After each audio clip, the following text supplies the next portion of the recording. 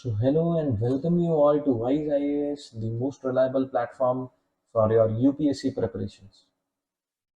Today, we are going to start with Indian polity, and in this lecture, we will be covering Preamble and the 12 schedules of the Indian Constitution.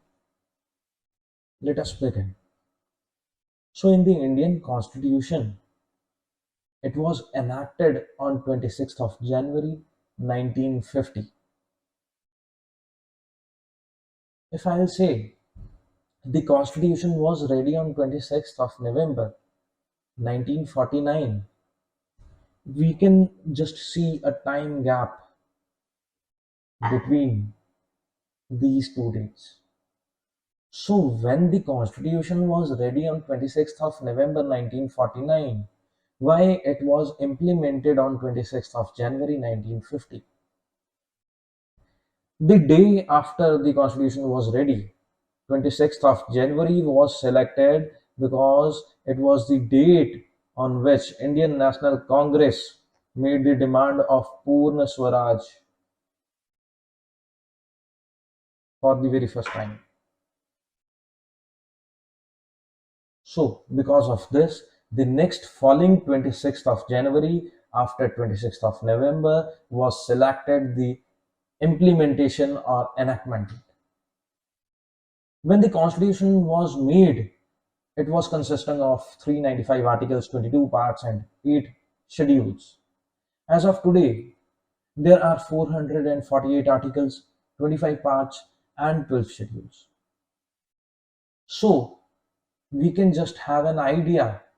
Some of the parts, schedules, as well as articles were amended, were replaced, were struck down, right? Now, come to the preamble part. So, what is preamble? Before starting with the preamble, we just have to know what is preamble and why preamble is there in our constitution. What was the need of preamble? See, when you go to the market, you purchase something. Example, washing machine, a mobile phone, air conditioner, laptop, whatsoever. There is a booklet called instruction manual that tells you about how to use this product, to use the product with ease to help you. You can say the preamble of our Indian Constitution is also instruction manual to the Constitution. It tells us about the gist of the Constitution. It tells us about the intent of the framers at the time of framing Constitution. What was in their mind, we can just know from the preamble. Let us just read the entire preamble word to word. It says, "We, the people of India, having solemnly resolved to constitute India into a sovereign, socialist, secular, democratic republic, and to secure to all its citizens justice, that is, of social, economic, and political, liberty of thoughts, expression, belief, faith, and worship, equality of status and of opportunity, and to promote among them all fraternity, assuring the dignity of individual and the unity and integrity of the nation. In our Constituent Assembly, this 26th day of November 1949, do hereby adopt, enact, and give to ourselves this Constitution." So there are some key terms in the preamble we can read about, or we have to read about. We should know what they mean. The very first one is "We, the people of India."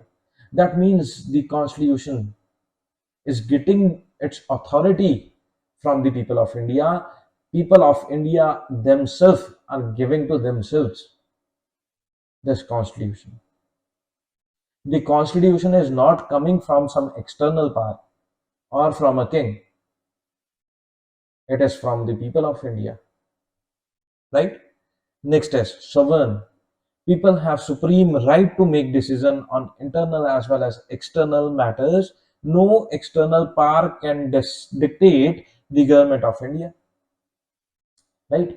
It means No one from outside can rule us. We are free to act on our part. Right? Next. Next is socialist. अब हमारी India की society में we have people from different cultures, different castes, different societies. To avoid the inequalities or to eradicate the inequalities, this principle in the preamble was added on the ideology of Mahatma Gandhi and Pandit Jawaharlal Nehru. Right? Next one. Secular. Secular means every citizen of India is free to profess, propagate any religion of his choice. He can also practice any of the religion. There is no official religion of this country like some other countries have. Some countries have Christianity, some have the Muslim religion as their national language, or there no one in that country can profess any other religion openly. Personally, he may or he may not. Openly in public, he cannot. So, India is a secular country where anyone is free to practice, profess, or propagate any of the religion. Right? Next. Democratic. A form of government where people enjoy equal political rights, elect their rulers, and hold them accountable. There are two types, that is monarchy and democracy. India is a democratic country. Monarch means when a ruler rules on the people. Ruler is not selected by the people or elected by the people. In a democratic country, the government is elected by the people. Right? Next is republic. The head of the state is an elected person and not a hereditary position. Right? Democratic and republic. Justice. Citizens cannot be discriminated on the grounds of caste, religion, gender. Social inequalities have to be reduced. So there should be justice. No one is to be given preference over another. Next is liberty. There are no unreasonable restrictions on the citizens in what they think, how they wish to express their thoughts, and the way they wish to follow up their thoughts and action.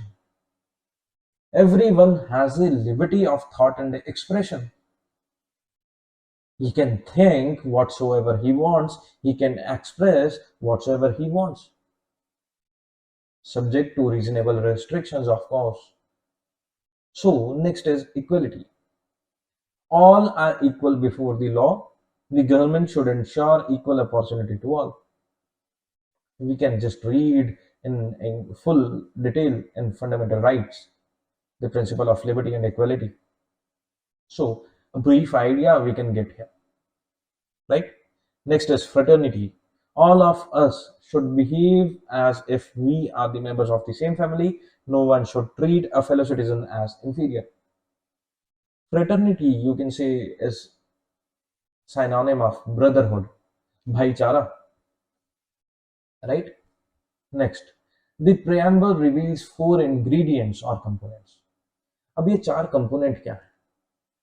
Preamble ने हमें चार component बताए कि we the people of India give to ourselves. That means the source of authority of the constitution is from the people of India.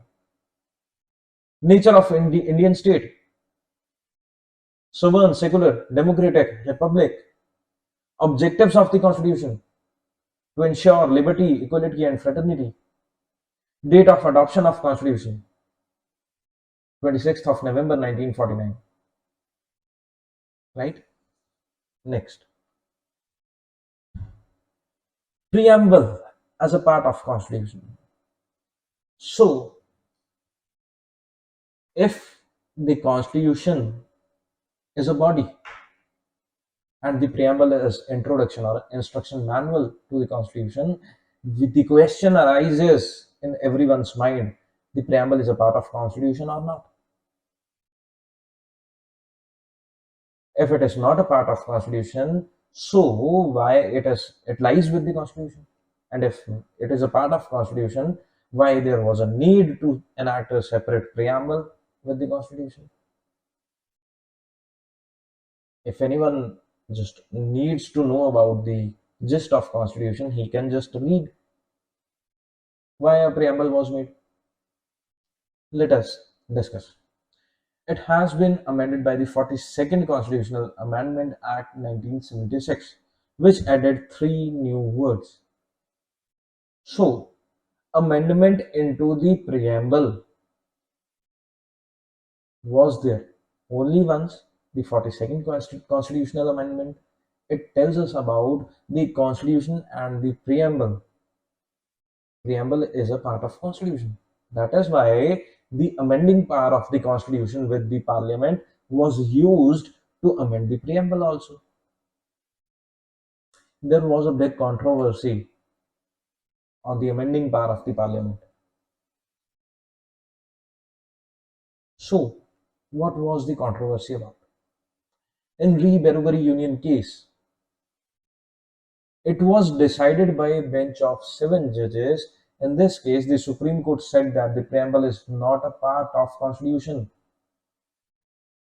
Remember, in this case, the Supreme Court ruled preamble is not part of Constitution, and if preamble is not part of Constitution, it cannot be amended. Right? Next comes the Golaknath case. It was decided by the bench of 11 judges. An issue relating to some land was there. A family was having some land, and according to some land reforms, the family was not able to use that much of land. Right? Restrictions were imposed. In this case, the Land Tenure Act was challenged. It was argued that the citizens have a fundamental right to property under Article 19 of the Constitution. So, the question arises whether the fundamental right can be taken away in any of the circumstance or by any of the further or future legislations by the state or of the parliament, right? Next comes the Keshavanand Bharti case, the most important case in the Indian history. It was decided by the bench of 13 judges, the largest constitutional bench ever. The case to discussed about the restricting government's interference in citizens' right to property. During 1971 and 72, some constitutional amendments took place, as a result of which two Kerala Act on land reforms is added in the ninth schedule. The amendment were challenged in the court. Now, from these cases, you can just see the Parliament of India, and the Supreme Court. Parliament and Supreme Court. Parliament एक काम करती थी, supreme court उसको over rule करके struck down कर देता था। Parliament फिर से उसको एक्ट करती थी या उसके ऊपर रिस्पॉन्ड करती थी। सुप्रीम कोर्ट की जुडिशियल रिव्यू की पावर ले ली जाती थी। सुप्रीम कोर्ट उस जजमेंट से, अपनी जजमेंट से पार्लियामेंट के एक्ट को नल कर देता था। So court said three important things in the Keshavanand Bharti case. Supreme Court said that the Parliament can amend the whole Constitution, including the fundamental rights, but the basic structure of the Constitution cannot be amended. तुम भाई जो मर्जी छेड़ लो, जो मर्जी कर लो, constitution के basic structure को हाथ नहीं लगाओगे। Basic structure was defined and specified in this case. Judicial review की जो पावर थी, सुप्रीम कोर्ट ने बोला कि वो हमारा बेसिक स्ट्रक्चर है, and by any act, by any legislation, by any amendment, you can not take away the judicial review power of supreme court.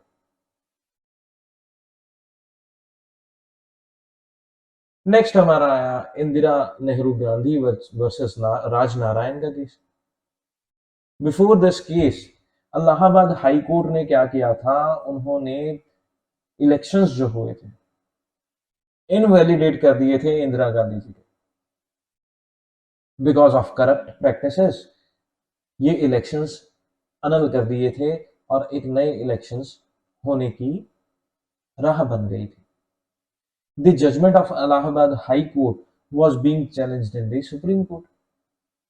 As this case was being heard, the Parliament passed another Amendment Act. 39th Amendment Act आ गया and inserted Article 329A. Article 329A ने साफ साफ कह दिया कि भाई elections related matter में court का जुडिशियल रिव्यू नहीं चलेगा, जाओ कर दो इलेक्शन से इनवैलिडेट। करप्ट प्रैक्टिसेस से इलेक्शंस हुए तो क्या हुआ, लेजिस्लेशन की पावर या कॉन्स्टिट्यूशन की अमेंड करने की पावर तो हमारे पास है ना। अगर आपने रूल कर दिया कि हमारे इलेक्शंस ही गलत हुए, इलेक्शंस को इनवैलिडेट कर दिया, हमने आपकी जुडिशियल रिव्यू की पावर को ले लिया। अब फिर से ये चीज कोर्ट में आ गई। Article 329A was challenged in this case.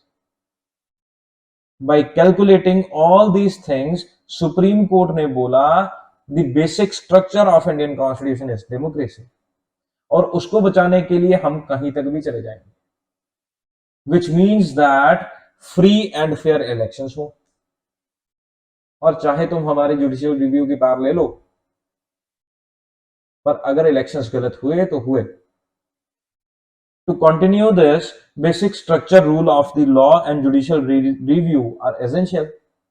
तो बेसिकली इस अमेंडमेंट को, आर्टिकल 329A को स्ट्रक डाउन कर दिया गया और बोला गया कि जुडिशियल रिव्यू और बेसिक स्ट्रक्चर डॉक्ट्राइन जो है ये दोनों आपस में हैंड टू हैंड चलेंगे। जब तक जुडिशियल रिव्यू रहेगा तो बेसिक स्ट्रक्चर रहेगा, यानी कि बेसिक स्ट्रक्चर जो है वो जुडिशियल रिव्यू को अपने आप में इंक्लूड करता है।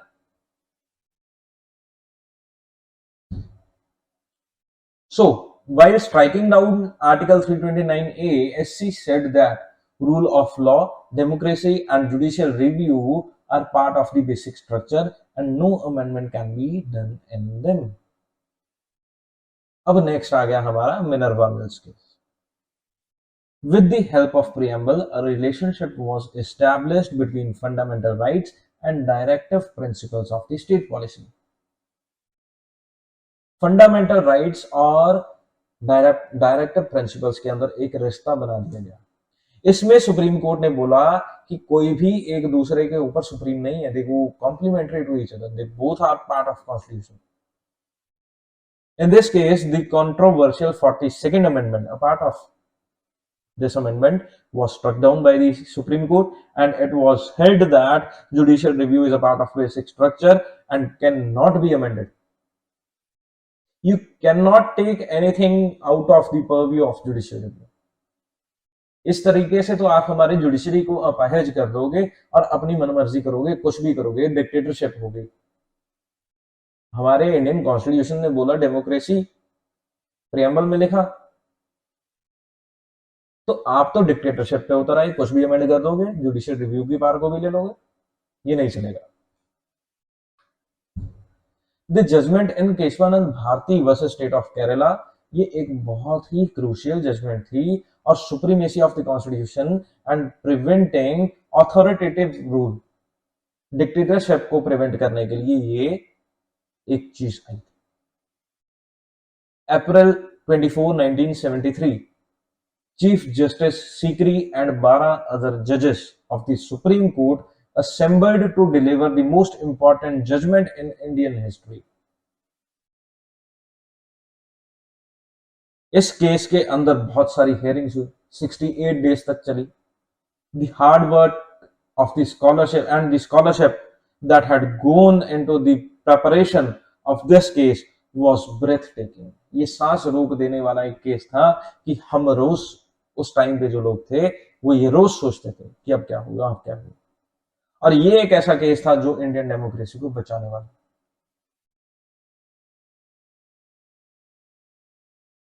अब इस केस में what was the core question?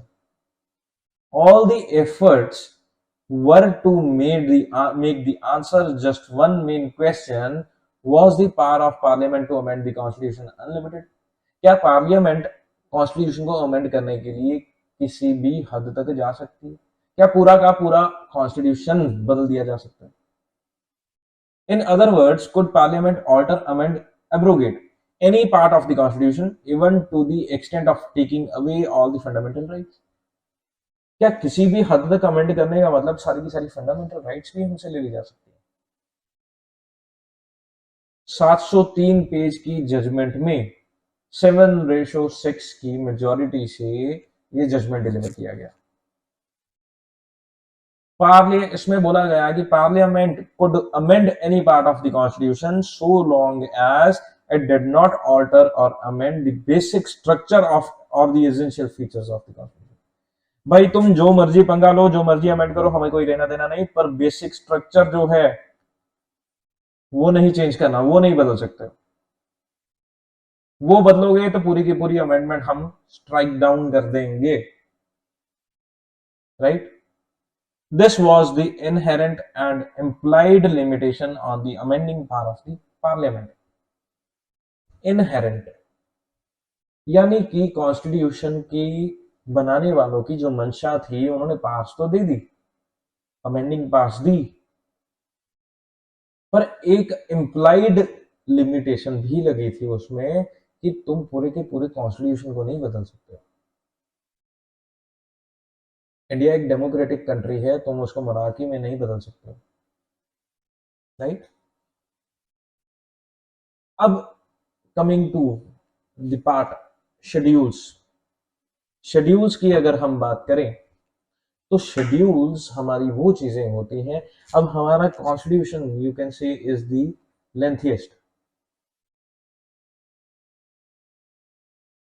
हमारे कॉन्स्टिट्यूशन की जो लेंथ है एंटायर वर्ल्ड में अगर जाके देखोगे आप, सबसे बड़ा, बल्कि यू कैन से. तो इस कॉन्स्टिट्यूशन में बहुत सारी चीजें दे दी गई, सब कुछ लिखा गया, किसकी क्या पार होगी, किसकी क्या ड्यूटी होगी, क्या हमारे राइट्स होंगे, सब लिखा गया. Fundamental rights, DPSP, fundamental duties भी आई, इलेक्शंस भी आए, अमेंडिंग पावर भी आई, सुप्रीम कोर्ट आया, हाई कोर्ट आया, पार्लियामेंट आया, स्टेट लेजिस्लेचर आया. तो शेड्यूल्स की जरूरत क्यों पड़ी? Schedules were made, these were having some additional information in order to smoothly implement the provisions of the constitution. एक एक्स्ट्रा इंफॉर्मेशन है कि हमारा जो बल्कि कॉन्स्टिट्यूशन है वो बहुत ज्यादा और बल्कि ना हो जाए, उसकी प्रोविजंस पढ़ने में आसान रहे, पढ़ने में या समझने में भी सिंपल रहे, इसलिए कुछ एडिशनल इंफॉर्मेशन जो है वो शेड्यूल्स में डाल दी गई. तो आज की डेट में हमारे कॉन्स्टिट्यूशन में 12 शेड्यूल. मैं एक एक करके हर एक शेड्यूल को डिस्कस करूंगा. मैंने कुछ अल्फाबेट्स आपके बॉटम लेफ्ट कॉर्नर में लिस्ट डाउन किए. सिर्फ आपको शेड्यूल के नंबर के साथ वो अल्फाबेट याद रखना है. I will tell you a trick how to remember all these schedules. तो फर्स्ट शेड्यूल की अगर बात करें तो ये बात करता है स्टेट्स और यूनियन टेरिटरीज की, the jurisdiction of the states. हमारे इंडिया में कितनी स्टेट्स हैं, कितनी यूटीज हैं, उनकी ज्यूरिसडिक्शन क्या है, उनकी बाउंड्रीज क्या है, ये सब शेड्यूल 1. तो here is a list of states. These are the states of India. Right? with the capital, CM name and governor name. You can just go through the names. These are the rest of the states, and these are the UTs. Now is schedule 2. The word to remember here is alphabet E. The provision in relation to allowances, privileges, and emoluments of the President of India, governors of Indian state, speakers of the Lok Sabha, deputy speaker of the Lok Sabha, chairman of the Rajya Sabha, deputy chairman of the Rajya Sabha, speaker and deputy speaker of the legislative assemblies of the Indian states, chairman and deputy chairman of the legislative councils of the Indian state, supreme court जजेस, high court जजेस, CAG का office, इन सबको क्या salary मिलेगी, क्या privilege मिलेंगे, या क्या इमॉल्वमेंट्स मिलेंगे, ये सारी चीज हमारे शेड्यूल 2 में लिस्ट डाउन करेगी। इमॉल्वमेंट्स में जो वर्ड आया इसका अल्फाबेट ई हमने इसको याद करने के लिए उठाया। Schedule 3 forms of oath and affirmation. Let me grab a sip of water, please.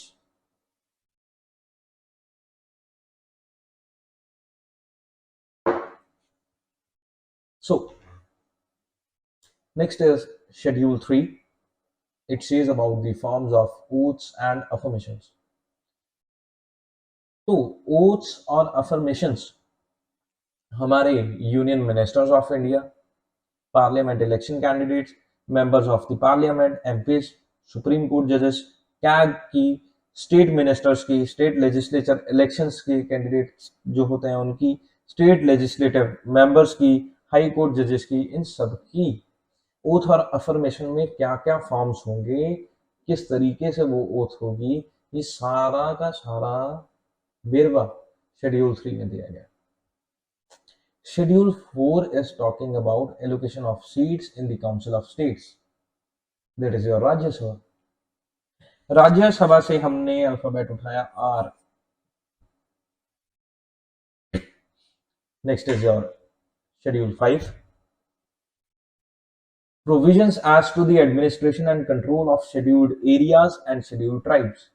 Scheduled areas से हमने अल्फाबेट उठाया S.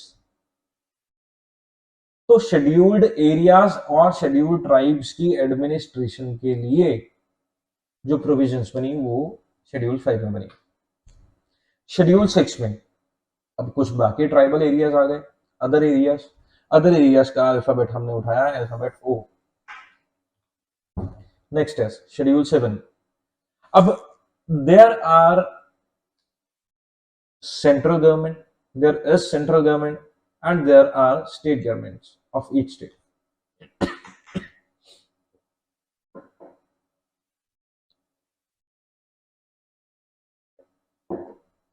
So there is a relation between these two governments or all of these governments. This relation is governed by the Schedule 7. Every government is given some power. Every state government is at par यानी कि बराबर। Every state government is at par ये वाला and is given equal par ये वाली, right. तो जब सरकार का, राज्य सरकार का या केंद्र सरकार का रिश्ता तय होता है उसको शेड्यूल 7 में एक्सप्लेन किया गया। इसमें 3 तरह की लिस्ट बनाई गई। लिस्ट 1 में यूनियन लिस्ट दी गई, लिस्ट 2 में स्टेट लिस्ट दी गई और लिस्ट 3 में कंकरेंट लिस्ट।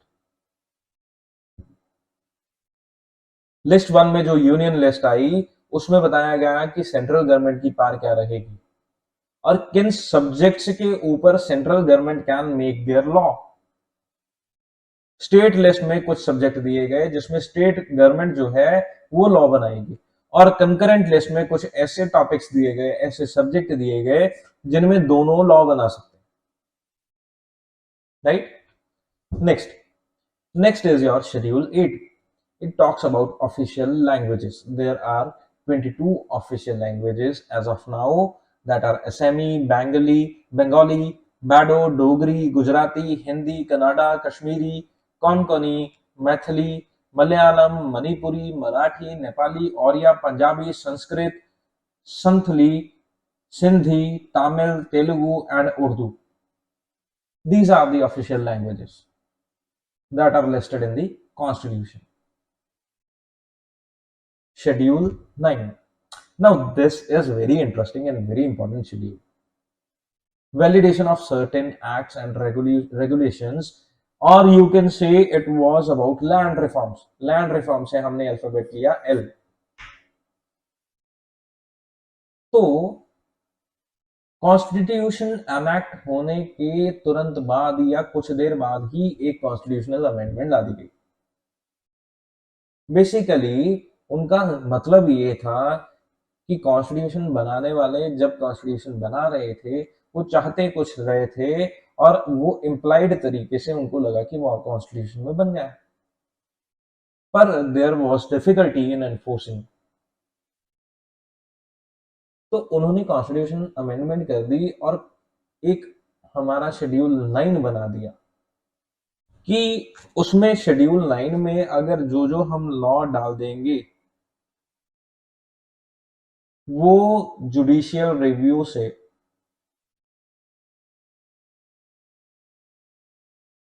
बाहर हो जाएगा।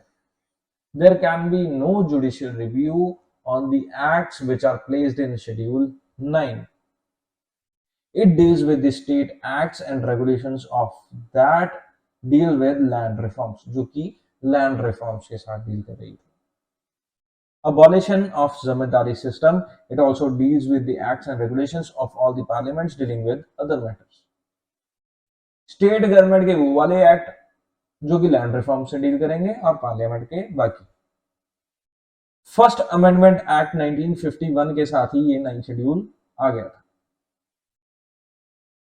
However, in 2007 supreme court ruled that कि केशवानंद भारती केस आने के बाद या उस केस की जजमेंट आने के बाद जो भी एक्ट शेड्यूल 9 में डाले गए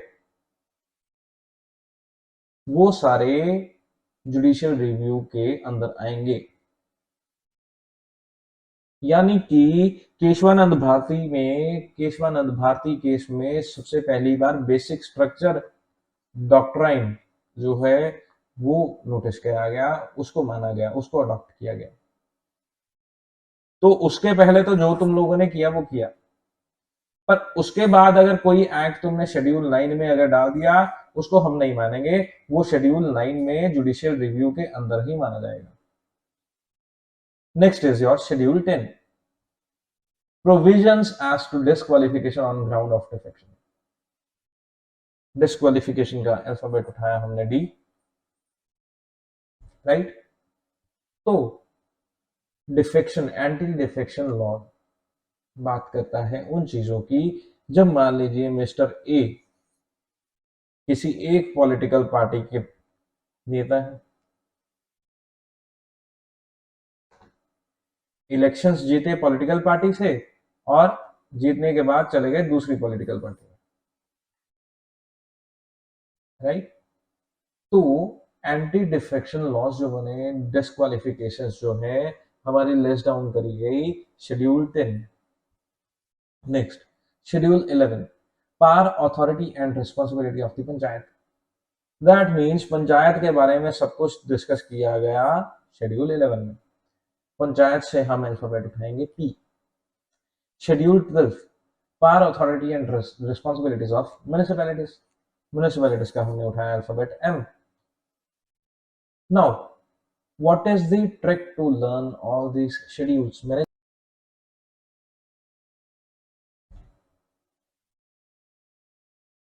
तो ये एक तरीके से हमारी ट्रिक रहेगी इन सारे के सारे शेड्यूल्स को लर्न करने की। हम इसको इस तरीके से लर्न कर पाएंगे जैसे कि मैंने आपको बोला था कि हर एक शेड्यूल में से हम एक अल्फाबेट उठाएंगे, उस हर अल्फाबेट से हम एक वर्ड भी उठा रहे हैं।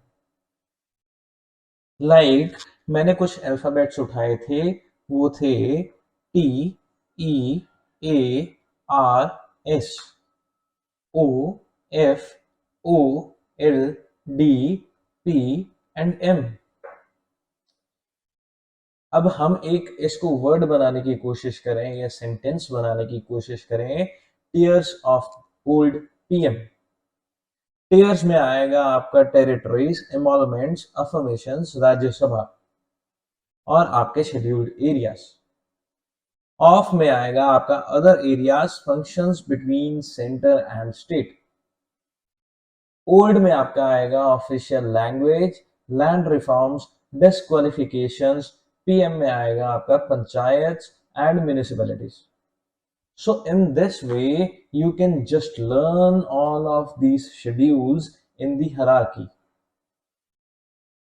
अगर कोई क्वेश्चन आए directly asking about schedule 7, you will get to know about what is in schedule 7.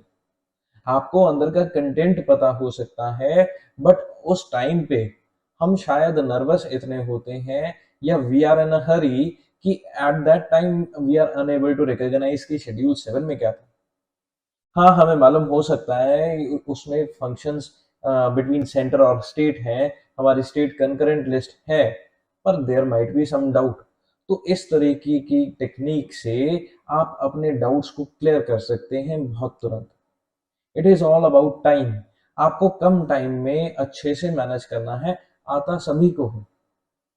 जो भी यूपीएससी एग्जाम अटेम्प्ट करता है 90% सभी ने सब कुछ पढ़ा होता है और सबको आता है। It is all about your basic conceptual knowledge. तो उस टाइम पे आप क्या रिकॉग्नाइज कर पाते हैं, आपकी अपनी नॉलेज को किस तरीके से यूटिलाइज कर पाते हैं, वही आपको इस गेम के अंदर लेके जाएगी, इस एग्जाम में पार कराएगी। तो this was all about schedules. इसको इस तरीके से आप याद कीजिए, दोबारा वीडियो को सुनिए, 2x पे लगा के सुनिए, तो आपका बड़े अच्छे से शेड्यूल्स वाला पोर्शन जो है वो भी तैयार होगा और प्रियम्बल भी तैयार होगा। Now let us just have a brief idea about the framework of constitution. What is the frame of constitution? हम पूरे के पूरे कॉन्स्टिट्यूशन को बड़ी डिटेल में बड़े अच्छे से डिस्कस करेंगे, बड़ा ही मजा आएगा। ये ऐसा सब्जेक्ट है जिससे लोगों को डर लगता है, पर ये डरने वाला बिल्कुल भी नहीं, ये बहुत आसान। हमारा जो कॉन्स्टिट्यूशन है, it is the father and mother of all the laws.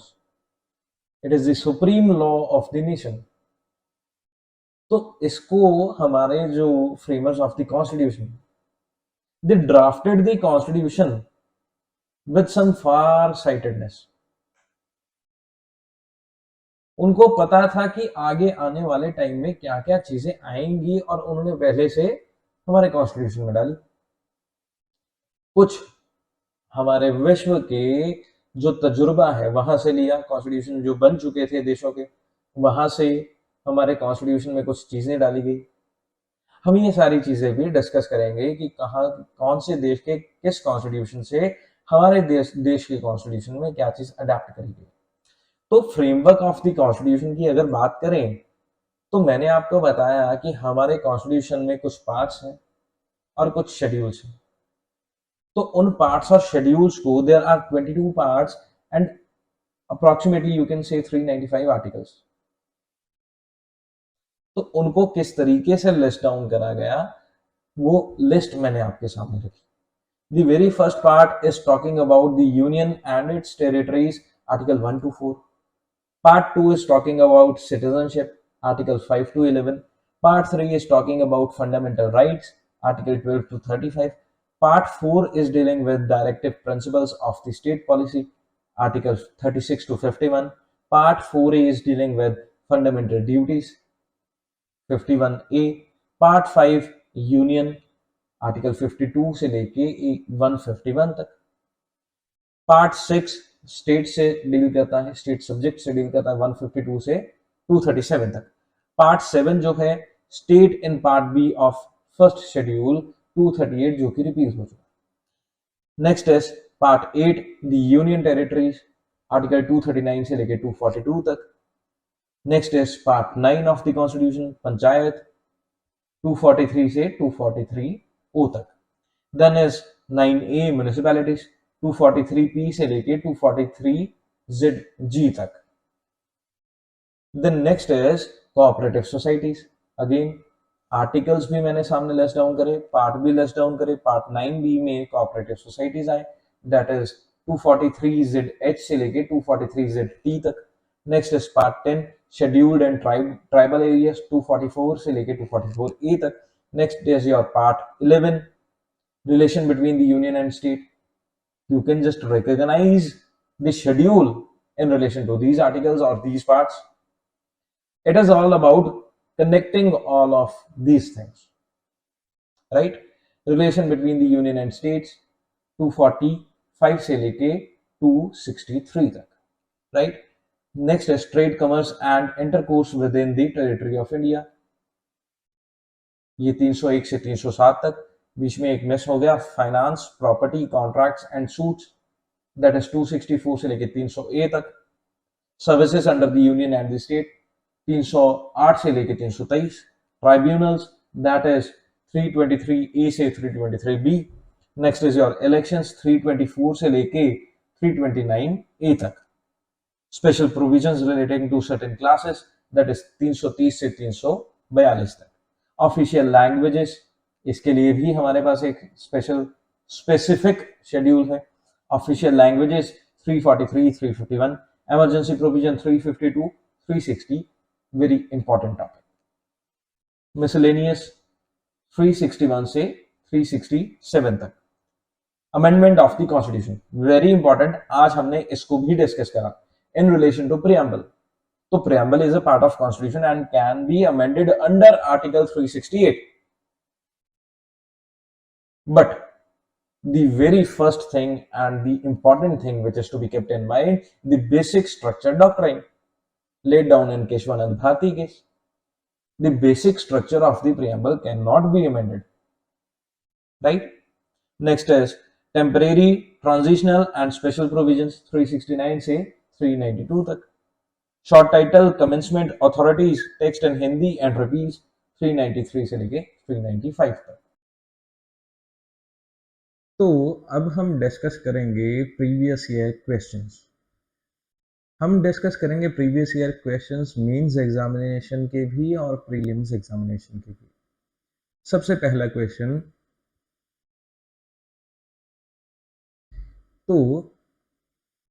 तो अब हम डिस्कस करेंगे previous year questions from mains examination as well as from the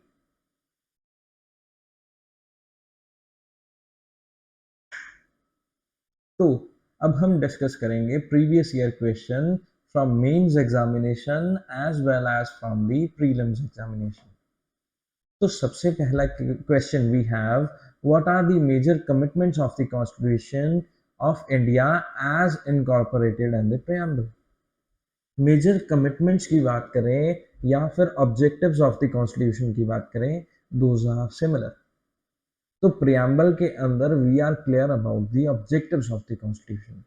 what the constitution is promising to you is enshrined in the preamble of the constitution itself. What the preamble is guaranteeing you about the constitution. So entirely you have to write those things in your answer. Next is, why is Indian called a republic? It's India. Why is India called a republic? The preamble to the constitution is aimed to embody the fundamental values and the philosophy on which the constitution is based. So why is India called a republic? The idea behind this is there in the preamble. Next, the preamble of the constitution is aimed to embody the fundamental values and the philosophy on which the constitution is based. तो preamble एक तरीके से ये कोशिश करी गई कि fundamental values, liberty, equality, ऐसी वैल्यूज जो फंडामेंटल वैल्यूज हैं, वो फिलॉसफी जो कॉन्स्टिट्यूशन की है उसको हम प्रीएम्बल में ही एक्सप्लेन करें. मैंने आपको प्रीएम्बल करने से पहले बताया कि preamble is a gist of the constitution. तो it tells us about the fundamental values about which the constitution is talking about. The next, what is the significance of the preamble to the constitution? Very easy. We just have to write down the importance of the preamble. every single aspect we discussed about preamble, the relevance, the importance, we just have to listen down. Next is bring out the philosophy of the Indian polity as enshrined in the preamble of Indian Constitution. The philosophy of Indian polity. India is sovereign, democratic, republic. इस तरीके की philosophy India की preamble में एंश्राइंड है. हमें उसको list down करके explain करना कंसाइज तरीके से. हमें मटेरियल फोकस रहकर अपना आंसर अटेम्प्ट करना होगा रादर देन लेंथ के ऊपर फोकस करके. हमें लिखना डिटेल कम से कम देनी है पर मटेरियल सबसे ज्यादा देना है. For example you just have to list down the headings as much as you can rather than आप एक हेडिंग को लिख के उसको 10 लाइनों में एक्सप्लेन करें. Now coming to the previous year questions from the prelims exam. Economic justice as one of the objectives of the Indian Constitution has been provided in the Preamble and the Fundamental Rights, the Preamble and DPSP, the Fundamental Rights and Directive Rights and the Directive Principle of the State Policy. None of the above. It's none of the above. Right? तो economic justice जो है वो हमारे preamble में तो है. अब preamble में है मतलब हमारा ऑप्शन सी और ऑप्शन डी जो है ये तो गलत. तो इकोनॉमिक जस्टिस की बात directive principle of the state policy में की गई है या फंडामेंटल राइट्स में की गई है. There should be economic justice, ये हमारा फंडामेंटल राइट है. There should be equality among all. तो वो हमारा इकोनॉमिक जस्टिस हमें प्रदान करता है. तो प्रियम्बल और फंडामेंटल राइट्स दोनों ही इकोनॉमिक जस्टिस के बारे में बात करेंगे. Next, which one of the following objective is not embodied in the preamble to the Constitution of India? अब प्रियम्बल में क्या चीज नहीं ये पूछ रहे हैं. Liberty of thought, economic liberty, liberty of expression, liberty of belief. Liberty of thought वहां था हमने पढ़ा, लिबर्टी ऑफ बिलीफ वहां था हमने पढ़ा, लिबर्टी ऑफ एक्सप्रेशन था पढ़ा. Liberty of thought, belief and expression, पर इकोनॉमिक लिबर्टी कहीं नहीं था. तो we have the correct answer. Next is The mind of the makers of the Constitution of India is reflected in which of the following? मैंने जब preamble शुरू किया तो मैंने बोला कि preamble gives us introduction about the Constitution.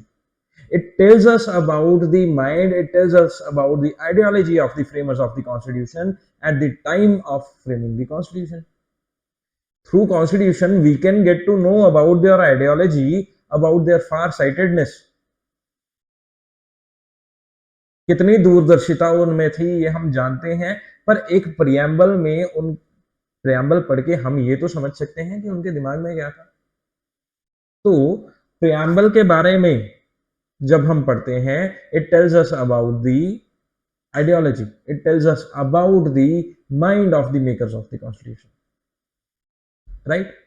बहुत आसानी से बड़े अच्छे से कंसेप्चुअल क्लैरिटी प्रियम्बल के बारे में, शेड्यूल्स के बारे में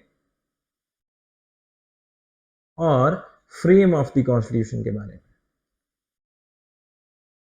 साथ ही साथ हमने प्रीवियस ईयर क्वेश्चन भी डिस्कस करे. तो प्रियम्बल हमारे कॉन्स्टिट्यूशन का वो पार्ट है जिसकी आपको अंडरस्टैंडिंग होना बहुत जरूरी.